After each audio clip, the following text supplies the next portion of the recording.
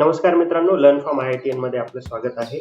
या चॅनलवर माझं एम आहे की महाराष्ट्रातल्या मुलांना, त्यांच्या पालकांना हायर एज्युकेशनबद्दल, चांगल्या एक्झाम्सबद्दल, करिअरबद्दल एक गाईडन्स मिळावा. यावेळी मी महाराष्ट्रात आलेलो आहे, जळगावमध्ये. Amalner is my hometown. आणि मी इथे एक स्टडी केला की इथले मुलं IIT, JEE, नीट सारख्या एक्झाम्समध्ये का कमी पडत आहेत. तर याचं कारण मला आढळून आलं की बऱ्याचशा अशा एक्झाम्स आहेत ज्या 9वी, 10वी, 11वी, 12वी या लेवलला ज्या प्रिपेअर करायला पाहिजे त्या एवढं प्रिपेअर आपल्याकडे होत नाहीये. अशा बऱ्याच एक्झाम्स आहेत, जशा की ऑलिम्पियाड, KVPY, NTSC अशा एक्झामबद्दल आपल्यामध्ये अवेअरनेस थोडा कमी आहे.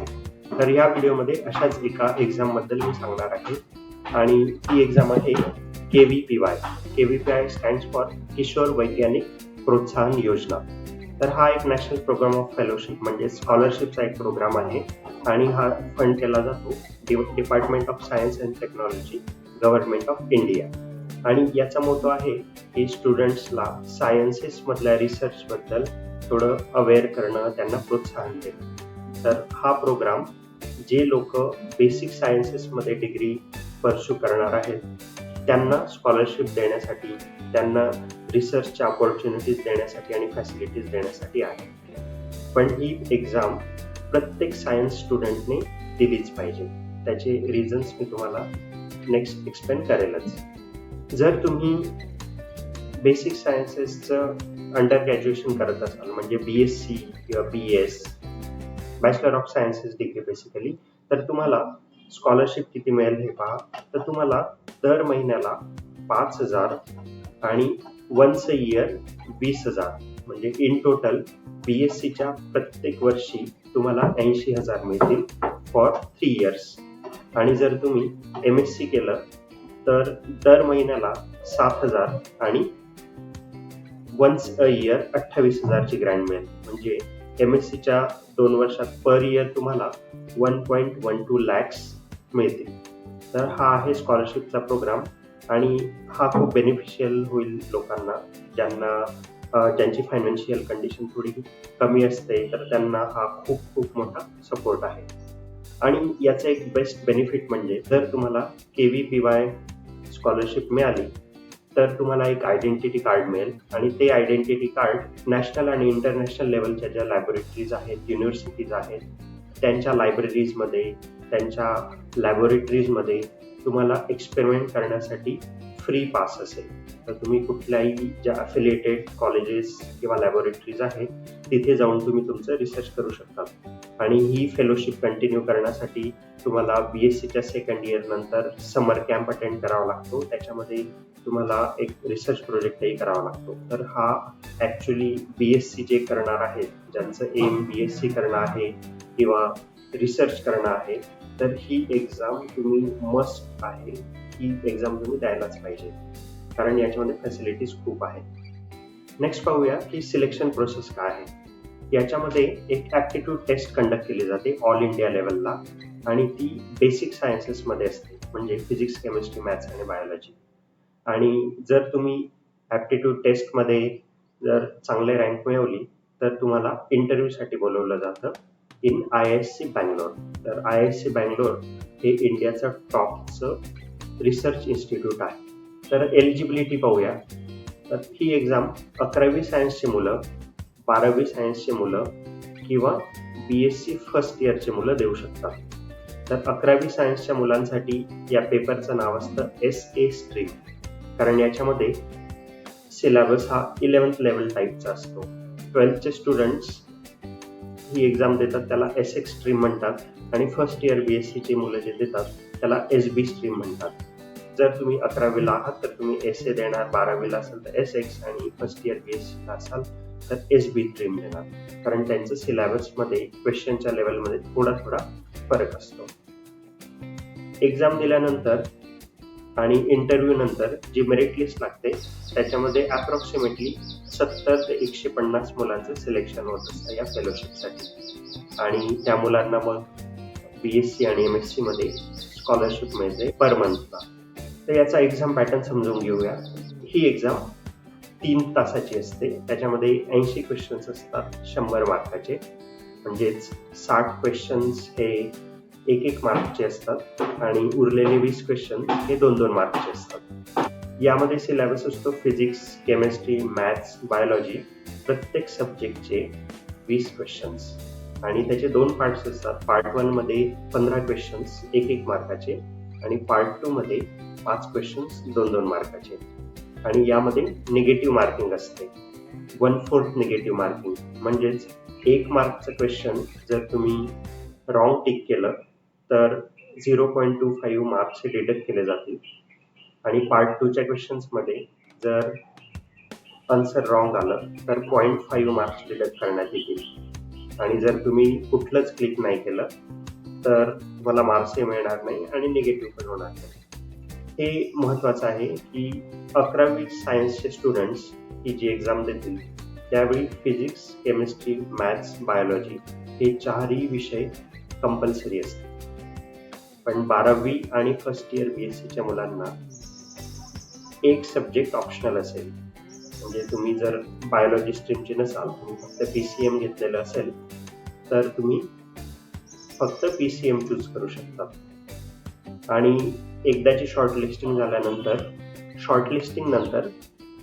इंटरव्ह्यूसाठी IIScचे रिसर्चर्स, IISER चे रिसर्चर्स, इस्रो, DRDO, BARC अशा ठिकाणून हे रिसर्चर्स येतात आणि ते तुमचा इंटरव्ह्यू कंडक्ट करतात.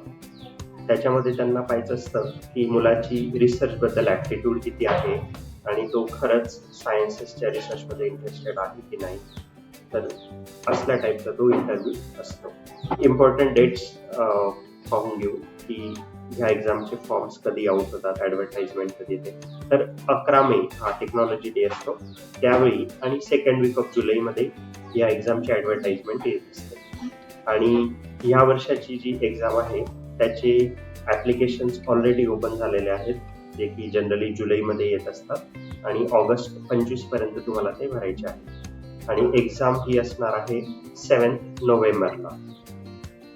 याच्यासाठी फीस असते जनरल आणि OBC साठी 1250 रुपये आणि SC, ST किंवा PWD कॅटेगरीसाठी 625 रुपये.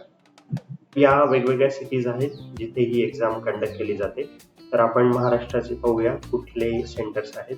तर महाराष्ट्रामध्ये अमरावती, औरंगाबाद, जळगाव, कोल्हापूर, मुंबई, नागपूर, नाशिक, नवी मुंबई, पुणे आणि ठाणे या ठिकाणी ही एक्झाम कंडक्ट केली जाते.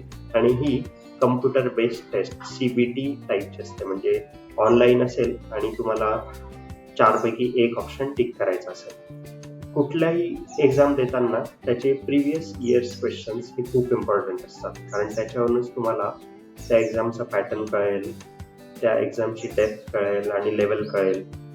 तर हे सगळे पेपर्स तुम्हाला KVPIच्या ऑफिशियल वेबसाईटवर फ्रीली अवेलेबल आहेत. त्याचा मी स्नॅपशॉट इथे दिलेला आहे आणि लिंक पण तुम्हाला खाली डिस्क्रिप्शनमध्ये मिळेल. तुम्ही कुठलेही 2-4 वर्षाचे पेपर्स घ्या, त्याची डेप्थ पहा आणि कशा प्रकारे त्याचा अभ्यास करावा लागेल ते पहा. तर या एक्झामसाठी सिलेबस काय असेल, तर ही अशी एकमेव एक्झाम आहे जिचा असा काही फिक्स सिलेबस नाही आहे. तर जनरली म्हणतात की 10वी, 11वी, 12वी, फर्स्ट इयर BSc या सगळ्या सब्जेक्ट्समधून तुम्हाला येऊ शकतात. पण डेफिनेटली जे SA स्ट्रीम आहे, जे 11th देतील त्यांना 9वी, 10वी, 11वी आणि थोडं बेसिक ऑफ 12वी असल्या टाईपचे क्वेश्चन्स असतील. जसं जसं तुम्ही दुसऱ्या स्ट्रीम वरच्या स्ट्रीमकडे जाणार थोडी लेवल वाढत जाईल, कारण तुम्हाला जास्त सब्जेक्टचं नॉलेज आलेलं असेल.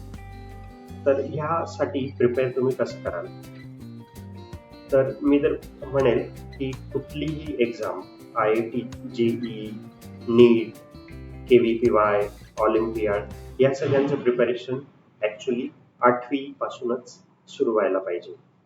जर तुम्ही किंवा तुमच्या आजूबाजूचे कोणी असेल 8वी, 9वी, 10वी तर त्यांना हा व्हिडिओ जरूर शेअर करा आणि त्यांनाही ह्या एक्झामबद्दल अवेअर करा.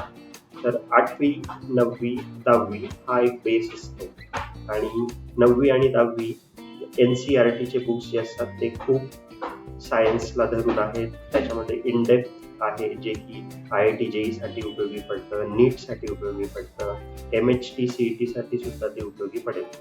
तर तुम्ही जर 8वी मध्ये असाल तर तुम्ही 8वीचा बेस तयार करा आणि 9वी, 10वी, 11वी, 12वी असे जे NCERTचे बुक्स आहेत ते तुम्ही फॉलो करायला सुरुवात करा. म्हणजे असल्या एक्झाम्समध्ये आपल्या इथल्या मुलांचं यश हे खूप प्रमाणात वाढेल. हा एक प्रश्न आहे की तुम्हाला जर BSc नाही करायची, तुम्हाला इंजिनिअरिंग करायची आहे किंवा मेडिकल करायचं आहे, तर तुम्ही ही एक्झाम द्यायला पाहिजे का? तर मी म्हणेन हो, प्रत्येक 11th सायन्सच्या स्टुडंटने ही एक्झाम दिलीच पाहिजे. याच्यामुळे 2 फायदे होतात.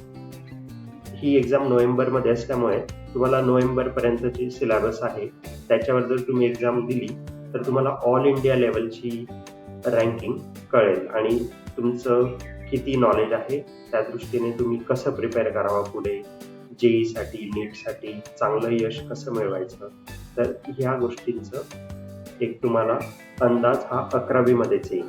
कारण 12वी मध्ये असल्या बऱ्याच एक्झाम्स आहेत, JEE-चे भरपूर सारे अटेम्प्ट्स आहेत, नीटचे अटेम्प्ट्स आहेत, तर त्याच्यामुळे तुम्हाला तिथे मे बी एवढा वेळ मिळणार नाही की KVPYची एक्झाम पण द्यावी. पण 11thला जर तुम्ही असाल तर डेफिनेटली तुम्ही ही एक्झाम द्यायला पाहिजे.